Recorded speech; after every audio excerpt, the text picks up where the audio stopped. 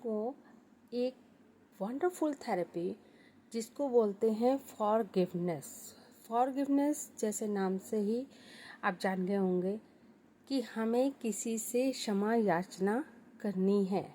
कैसे करनी है, क्यों करनी है, इसका मैं आपको ब्रीफली सेशन में बताऊंगी, बट अभी मैं आपको थोड़ा सा इसके बारे में बताना चाहूँगी। फॉरगिवनेस क्यों करनी चाहिए हमें?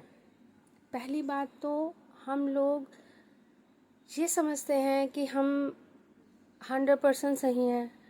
हमने जाने अनजाने में किसी का दिल नहीं दुखाया, किसी को ठेस नहीं पहुंचाई, पर ऐसा सोचना हमारे लिए गलत है। हम लोग दिन में न जाने कितने ही लोगों के जाने अनजाने में ठेस पहुंचाते हैं और हम लोग उस चीज़ को भूल जाते हैं। मैं ये नहीं कहती कि आप पर्सनल लेवल पे जाकर सबसे फॉरगिव करो कि हमसे ये गलती हो गई, हमें माफ़ कर दो। आजकल के टाइम में किसी अपने से भी माफ़ी मांगने के लिए हमें 10 बार सोचना पड़ता है कि हम माफ़ी क्यों मांगें, हमारी गलती ही नहीं थी। क्या फ़र्क पड़ता है कि गलती आपसे हुई या सामने वाले से हुई? अगर हम लोग माफ़ी मांग लेते हैं तो उसकी पेन, उसकी प्रॉब्लम आधी हो जाती है और आपकी पेन, आपकी प्रॉब्लम 100% क्योर होती है।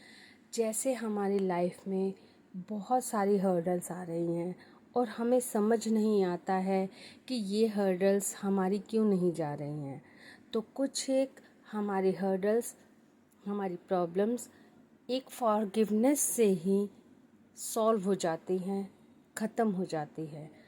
अब जैसे फॉर एग्ज़ाम्पल हम लोग मेट्रो में जा रहे हैं, मैं लेडीज़ कंपार्टमेंट में हूँ और मेरा पैर, मैंने हील्स पहनी हुई हैं और मेरा पैर एक लेडी पर पड़ता है और उसको हील चुभ जाती है। अब आप समझिए कि उस टाइम पर उसकी पेन कितनी ज़्यादा होगी और मैं उसको बिना सॉरी किए हुए आगे निकल जाती हूँ।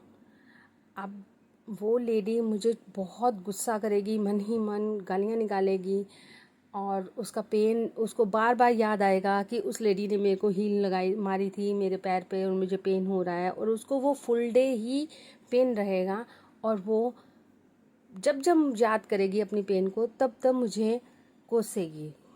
और अगर हम इसका अपोजिट करें तो अगर मेरी हील्स बाय चांस गलती से उसके पैर पर लग गई है और मैं उससे सिंपैथी फील करती हूँ, मैं उसे सॉरी फील करती हूँ, तो उस समय वो मुस्कुरा कर कहती है कोई बात नहीं, तो उसी टाइम उसका पेन बिल्कुल ख़त्म हो जाता है। सारा दिन का जो कोसना है वो बंद हो जाएगा और वो याद भी नहीं रखेगी कि मेरे हील्स उसके ऊपर लग गई थी, उसके पैर पे लग गई थी।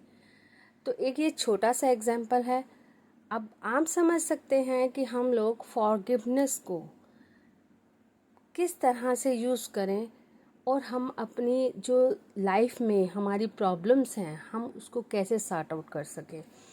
तो अब अब तक हम लोगों ने देखा है कलर थेरेपी के माध्यम से या रेकी के माध्यम से या मुद्रा चिकित्सा, हाथ से योग, इन सब के माध्यम से हमने शारीरिक और मानसिक दोनों चीज़ों के ऊपर कार्य किया है।